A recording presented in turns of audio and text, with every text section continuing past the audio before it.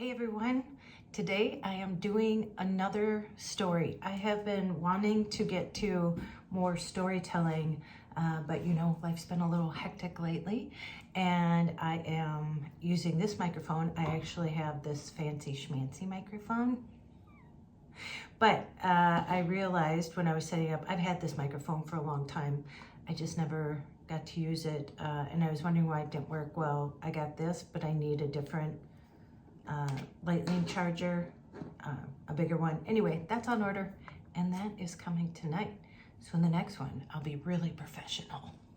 So I've talked about this a lot in the past, how I love stories.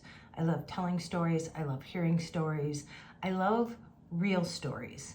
I listen to a lot of podcasts, and I love like adventure podcasts. That's what most of my stories are going to be about, that I'm going to talk about on this channel. I listened to this one. It's called Real Survival Stories, and this one was called Plane Crash in the High Sierras. About this woman, Lauren Elders, she was 29 at the time, and how she survived a plane crash. Lauren even wrote a book about this. It's titled And I Alone Survived. I read articles about this. Once I heard the podcast, this story intrigued me so much that I started going down a rabbit hole. There was even a movie where Blair Brown played Lauren, and I'm gonna link all of my references down below so you yourself can go down this rabbit hole. But yes, Lauren has written a book about her experience. It all happened on April 26, 1976. Lauren at that time was 29, and she lived with her boyfriend, Jim Fisdale, who is a veterinarian. And Jim was actually supposed to go. So it was gonna be a half-day trip to Death Valley where they were gonna have a picnic and then just fly back that day. It was going to be with his boss, and his name is Jay Fuller, and Jay Fuller's girlfriend. Fuller's girlfriend, her name was Jean Noller. From what I gather, she was about 10 years younger than the rest of them. So I'm figuring they didn't give her exact age, but probably about 19 or 20. Lauren wasn't even planned to go on this trip. Her boyfriend, Jim, was. But at the last minute, Jim had to back out because he had a work shift. And Lauren had already known, I guess they had gone on a sailing trip a month before with both Jay and his girlfriend, Jean. And so Jim said, "Lauren, you take my place and you go today." Lauren was no stranger to flying. Her dad was a Navy pilot and a pilot himself, so she had been in many planes. I just want to stop here. Sorry if you hear some noise. It's like 85, gonna be 90 degrees here today, and I had to turn the fan on because it was getting hot in here. Okay, back to the story. So Lauren decided to go. They were taking off from the Oakland Airport. And so from the movie, you know, there's details, and you know, movies don't always follow exactly, but from the movie, it looked like her car didn't start. That may have been for dramatic purposes in the movie, but her car didn't start. So they ended up saying that they would just swing by and pick her up. So they did. She said that she would make the lunch, so they were bringing a lunch, and then they headed to the airport. When they got there, Jim had rented a Cessna, a small prop plane, from the airport to fly. And this was not known then by Lauren, but Jim had only, I believe, a little over 200 hours of flying time, and I believe only like 20 some hours in a Cessna. With the articles that I read, and I listened in the podcast, she actually talks in the podcast. She said that when they got to the airport, again, she had been used to flying before. Her dad was a pilot, a Navy pilot. There were strong headwinds. She had asked if she could go to the bathroom. She said that she just got this uneasy feeling about not wanting to go up in the plane that day. She said, but here's the thing, she had driven with them to the airport, so how would she leave and get herself back? I think, you know, most of us, we have an intuition, but a lot of times we don't know what to do with that, and we're like, oh, it's just a feeling, regardless of whether it's to your detriment or not, that we don't want to put anybody out, so we just move forward. A little side note, because it comes into play later, Jay had brought in like a case of beer, like the real bottles, the glass bottles, because He was bringing it for someone that had helped him with something. A case of beer in the bottles was in the plane when they took off. This was funny because I'm going to tell you before we get too far in, is that it didn't say it, nothing was referenced in the movie, but in one of the articles it said, so I just want to tell you too how she was dressed. So she was just planning on going for a half-day plane ride, having a picnic. So she wore a light-weighted skirt and top and boots, knee-high boots with high heels. She didn't have any panties on. She said she just happened to be, getting dressed quick because it was a last minute thing. She didn't have any clean ones, so she didn't have any on under her skirt. And she said, just like what your mother tells you not to do. So, heat that morning. Take off in this little plane, and it sounded like all of them were excited. She said Jay was really calm, and there was a lot of bumpiness, but as she said, she was used to stuff like that. And in the mountains, going with the wind and everything. And Jay assured them, both him and Jean, so Lauren was in the back, Jean was in the passenger seat, and Jay was obviously manning the plane. Lauren had brought her camera. Again, she was an artist and she was taking pictures. She even unbuckled her seatbelt so that she could get better pictures from where she was. She said that she was like sliding back and forth because the plane was moving. And she said at first she was a little nervous, but then after a while, Jay seemed so calm that she just kind of thought it was a fun adventure and she was just going with it. Until she saw a sheer wall of granite coming up, and she said, and too close for comfort. She had asked Jay about this. He assured both of them that he said, you're gonna feel a jolt because the air pressure is gonna drop and then you're gonna come up. He had a map on his lap that he was going by, had these red dots, she said, showed that there was a gap in between these mountains. That's what he thought he was headed for. And later, they will find out that on the map where he was supposed to actually go left through a crevice, through this valley, he accidentally went right. Jean didn't have her seatbelt on because she had been taking pictures. Just warned them that they were gonna have a drop and then come back up to go over the mountain. Unfortunately, they didn't make it. Next thing that Lauren remembers is that they had hit the mountain. She was waking up. She had a gash in her right leg. Her arm was hurting.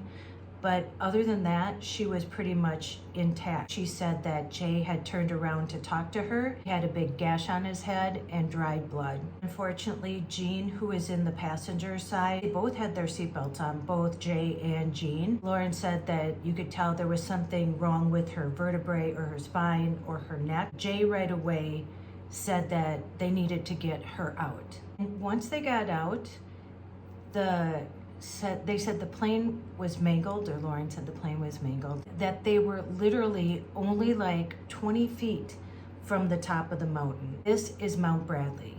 So Jay and Lauren got Jean to a place where Jean was laying in Lauren's lap. She was also convulsing, and she said that she was talking but not making any sense.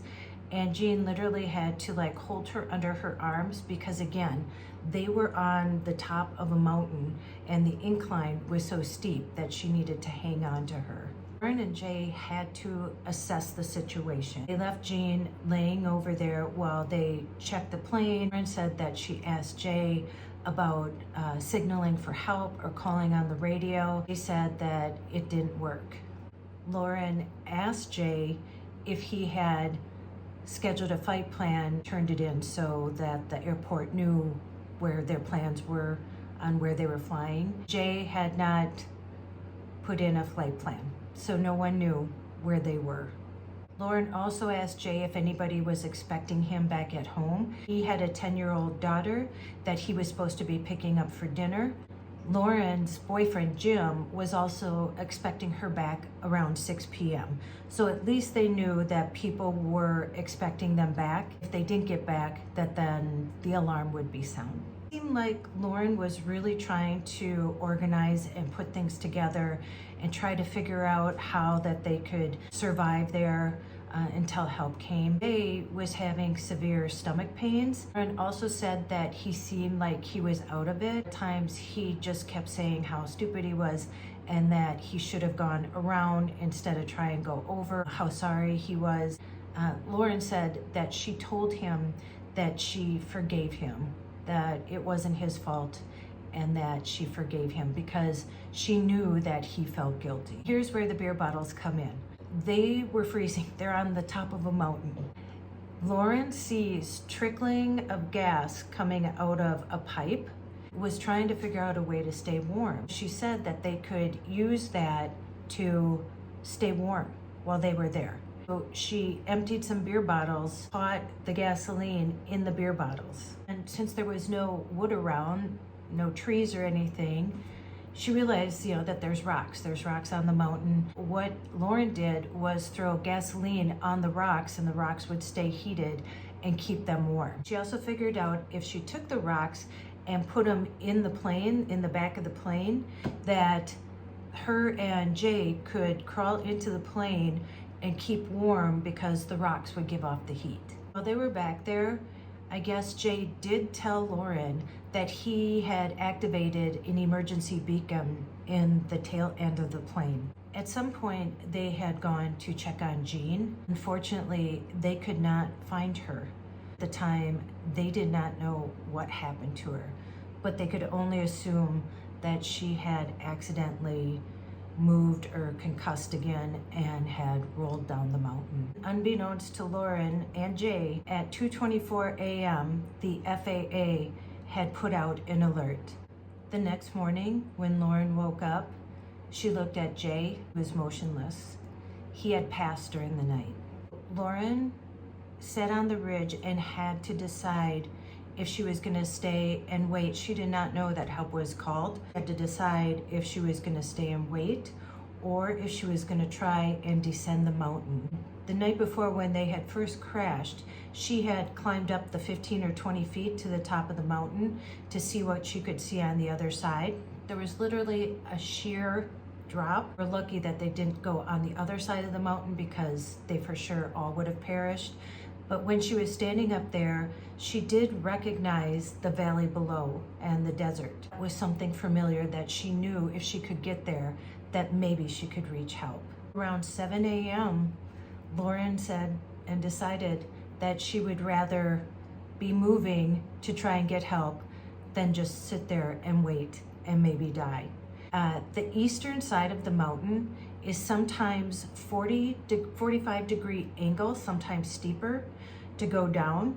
And so Lauren, and you have to remember, this woman was in high heel boots, a skirt, and a light shirt and vest.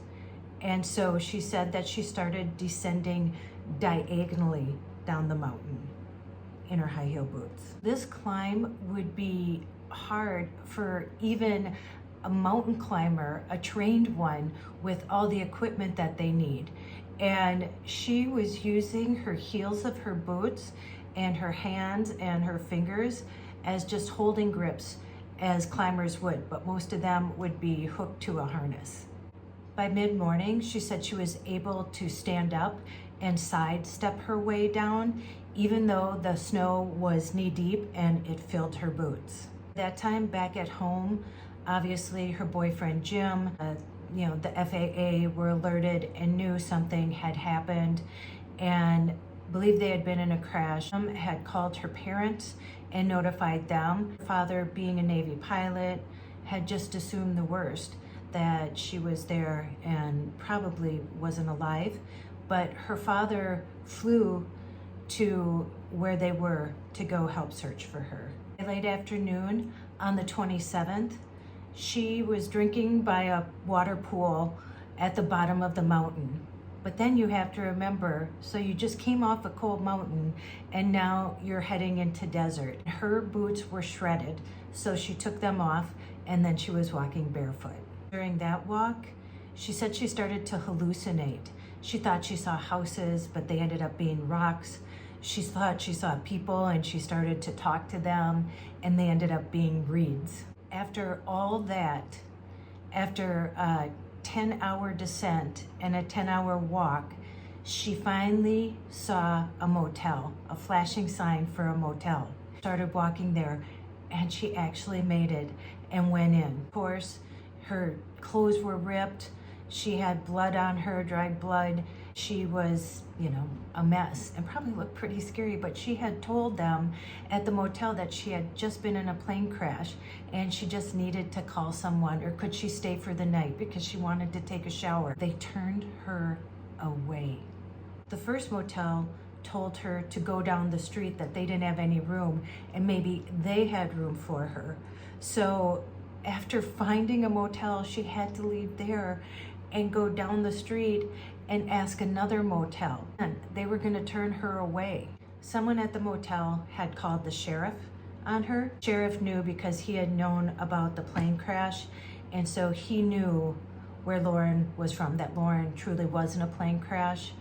He came and got her. At the hospital, after going through all that, the only thing that she had was mild frostbite and a fractured arm. So going back, a couple things to clear up is that Jean's body was found 120 feet below the Cessna. She had actually, what Jean and Jay thought, that she had rolled down the mountainside and she passed away. They then found Jay. He was half outside the plane. Come to find out that he had a ruptured spleen and internal bleeding. That's what he passed from. Finally, those motel people that turned Lauren away, the reason why they turned her away was because that was the place that the Manson family, the cult, had been. They thought that maybe the cult was coming back and making a comeback. And so they had turned Lauren away because of that. Lauren said that some of those motel workers that turned her away came to the hospital to profusely apologize and ask for forgiveness. And she said that she understood and she never held any ill will against them. 3 months later, before she was even healed and she had her arm in a cast, her and a friend came back and hiked just below the crash. She said that she felt that the mountain had a hold over her and she needed to, make reconciliation with that. Lauren has said that her determination to survive was because she felt a responsibility to others, especially her mother and her grandmother. She had lost an uncle in a plane crash and she didn't want them to lose her like that too. She said it was sheer animal willpower and part ego, because she said her resume was too short. I'll read you this part. It says, life has been gentler since the accident, but Elder says she misses that rare, focused moment, the clarity of knowing precisely what I had to do next or else die. From what I found out, Lauren is still an artist and she designs public spaces. I believe she still lives in Oakland. So I hope you enjoyed the story as much as I loved hearing it. It was like a on your edge of the seat, pins and needles kind of story for me. And that's why I had to go down a dark hole just reading and watching everything I could about it. Again, I'm gonna link all the articles below, the podcast name, the movie. The movie's from 1978. Watch the whole thing and just remember it's from 1978, so it's from a long time ago. But I love Blair Brown. I remember who she is now, and she was really young when she did this, but it's still a great watch. So let me know if you like these kind of stories. I love telling them. I love researching them. I just love talking about people who have been through adventures like this. And like Lauren survived, and the tenacity and just the survival instincts it took to survive something like this. So, you know what to do. Go out, make an adventure, no matter how big or how small. You don't need that kind of a big adventure. You don't have to sell everything and move into a van. I did that. Just life is an adventure. Go call someone you love, and as Joy says, tell them that you love them. And don't you dare forget your magic. Okay, I will see you in the next one. Bye.